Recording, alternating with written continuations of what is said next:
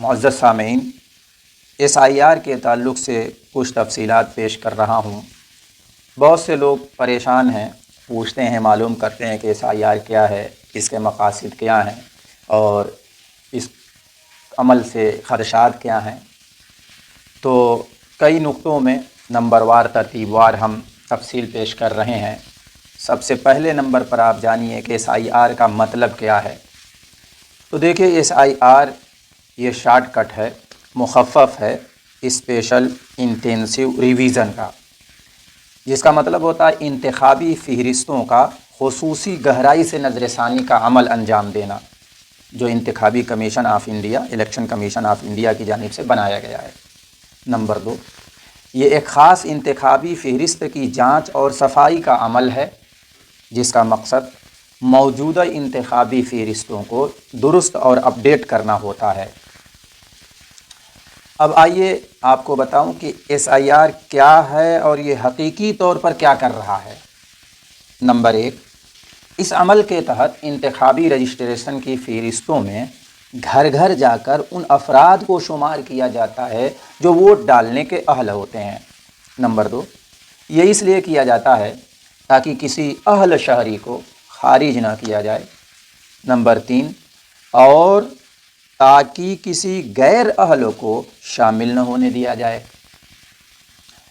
اب یہ بھی جاننا ضروری ہے کہ SIR کے عمل سے عام لوگوں کو بظاہر تو یہ بتایا گیا ہے کہ یہ صرف انتخابی فہرست کی درستگی کے لیے کیا جا رہا ہے، لیکن بہت سے لوگ، مختلف حلقے کے لوگ اور بہت سے ماہرین یہ خدشات ظاہر کر رہے ہیں کہ اس سے کئی خطرات پیدا ہو سکتے ہیں۔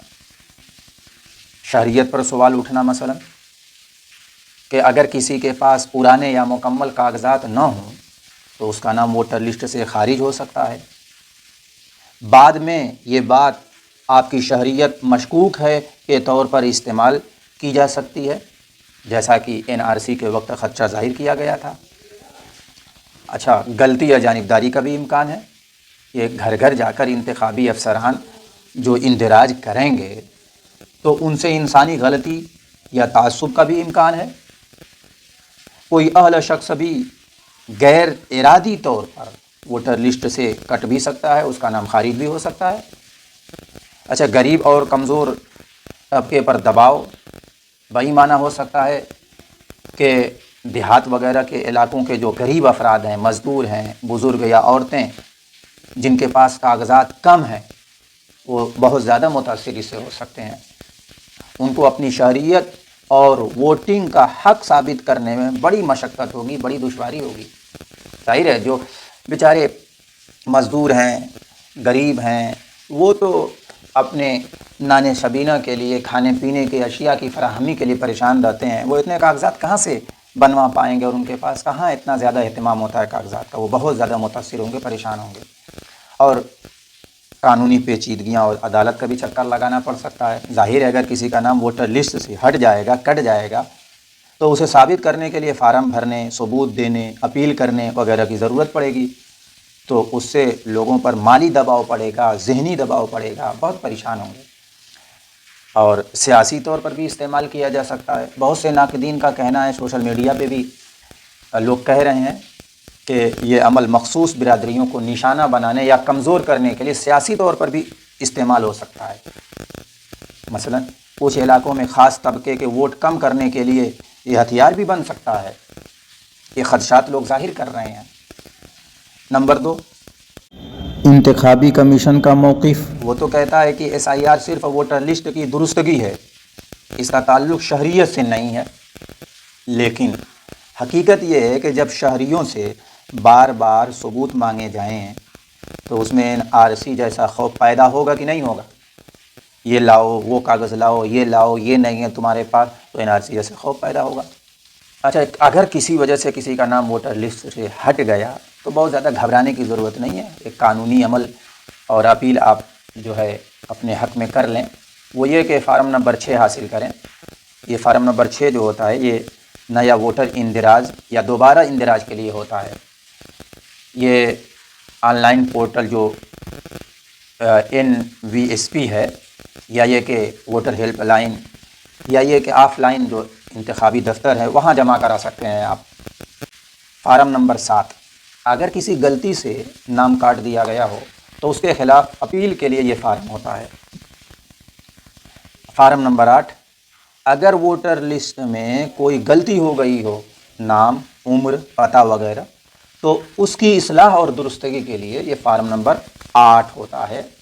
اور انتخابی رجسٹریشن آفیسر ERO کے پاس اپیل، اگر مقامی سطح پر مسئلہ حل نہ ہو تو ERO یا SDM کے پاس اپیل کی جا سکتی ہے۔ اب آئیے میں بتاؤں کہ فی الحال جو کام شروع ہوا ہے SIR کا، تو اس میں جو کیٹیگری کی بنائی گئی ہے ABCD، تو اس کو اچھی طرح سمجھ لیجئے۔ میں آسان بھاشا میں، آسان الفاظ میں، مختصر جملوں میں سمجھا رہا ہوں۔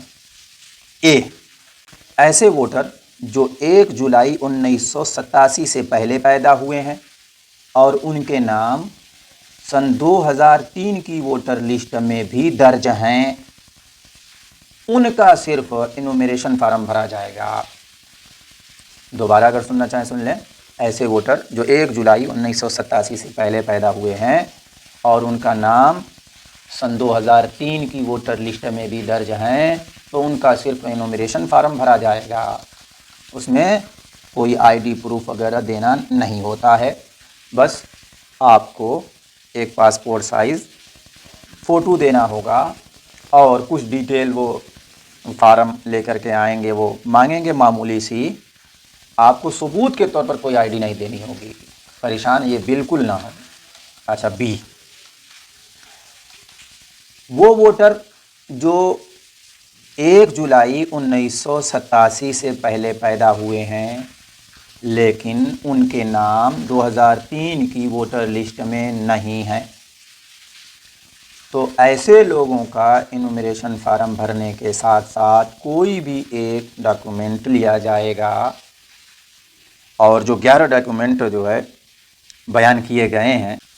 اب آئیے C والوں کو سمجھ لیجئے۔ وہ ووٹر جو 1 جولائی 1987 سے 2 دسمبر 2004 کے درمیان پیدا ہوئے ہیں، ان کا انومریشن فارم بھرا جائے گا، ساتھ میں اپنا ایک ڈاکومنٹ اور ماں باپ میں سے کسی ایک کا ڈاکومنٹ دینا ہوگا۔ یہ تو C تھا۔ اب D میں آئیے۔ D، وہ ووٹر جو 2 دسمبر 2004 کے بعد پیدا ہوئے ہیں، تو انہیں اپنا اور اپنے ماں باپ دونوں کا ثبوت دینا ہوگا۔ یہ D والا ذرا زیادہ مسئلہ ہے مگر بہت پیچیدہ نہیں ہے، حاصل ہو جاتا ہے، تو اسے اچھے طریقے سے سمجھ لیجئے، بہت زیادہ پریشان ہونے کی ضرورت نہیں ہے۔